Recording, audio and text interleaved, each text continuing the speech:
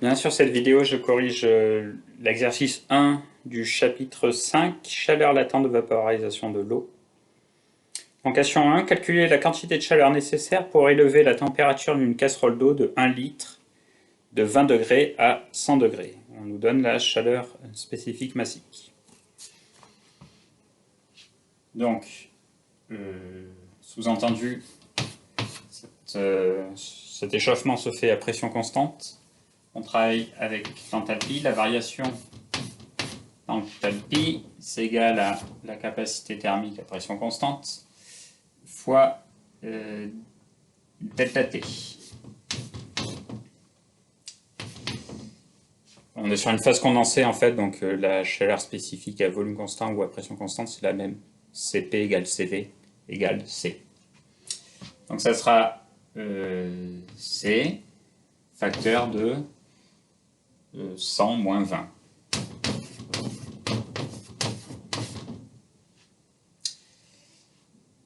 Et ça, évidemment, c'est la chaleur nécessaire. La variation d'enthalpie, c'est égal à la chaleur, à pression constante.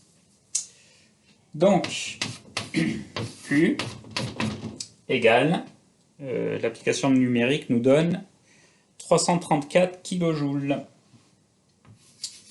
334 kJ.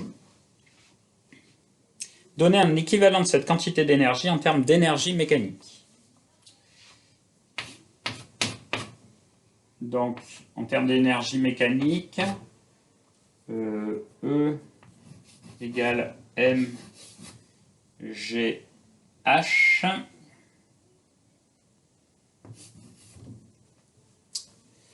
On va supposer une masse de 100 kg ou même d'une tonne. On va supposer une masse d'une tonne plutôt, 1000 kg. G c'est 10. Et donc H, pour avoir 334 fois 10 puissance 3 joules, H est égal à 33,4 mètres. Donc la chaleur apportée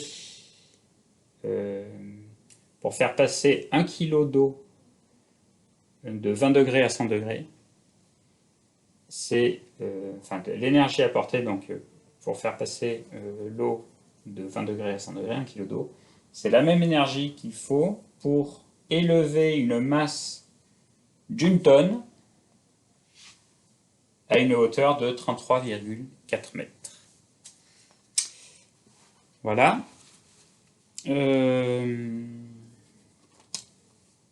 Ensuite, on vous demandait combien vaut cette énergie en kilowattheure. Je vais effacer ici.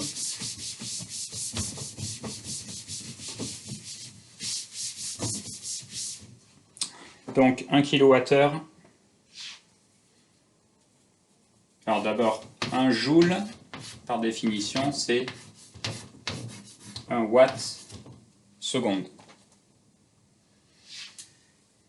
Donc 1 wattheure, c'est 3600 joules. Et 1 kilowattheure, c'est 3600 kilojoules. Donc nous on avait combien? 334 kilojoules. Donc 334,4 je crois exactement kilojoules. Si on fait la conversion en kilowattheure, j'ai fait le calcul, ça fait à peu près 0,09 kilowattheure. Voilà pour la première question. La deuxième question, calculer la quantité de chaleur nécessaire pour évaporer toute l'eau à 100 degrés. Donc pour faire passer À 100 degrés, l'eau de l'état liquide à l'eau à l'état vapeur, il faut apporter une chaleur Q égale M fois la chaleur latente de vaporisation. M c'est 1 kg et LV c'est 2,26 fois 10 puissance 6 joules par kilo. Donc 2260 kJ. J'ai multiplié par M qui est de 1 kg. Donner un équivalent en énergie mécanique. Donc si on reprend l'énergie mécanique, MGH, on va reprendre une masse d'une tonne, accélération de la pendenteur qui est 10, pour arriver à 2260 kJ, la hauteur elle est de 226 mètres. Donc l'énergie à apporter pour faire passer 1 kg d'eau de l'état liquide à l'état vapeur, tout ça à 100 degrés, c'est la même énergie qu'il faut pour élever une masse d'une tonne à une hauteur de 226 mètres. Voilà. On ne vous demande pas ici l'énergie en kilowattheure. Je crois que je l'ai calculé. C'est à peu près 0,6. L'énergie, c'est 0,6 kWh. Donc en tout cas, on voit qu'il faut beaucoup plus d'énergie pour faire passer l'eau de l'état liquide à l'état vapeur à 100 degrés que simplement pour chauffer l'eau de 80 degrés.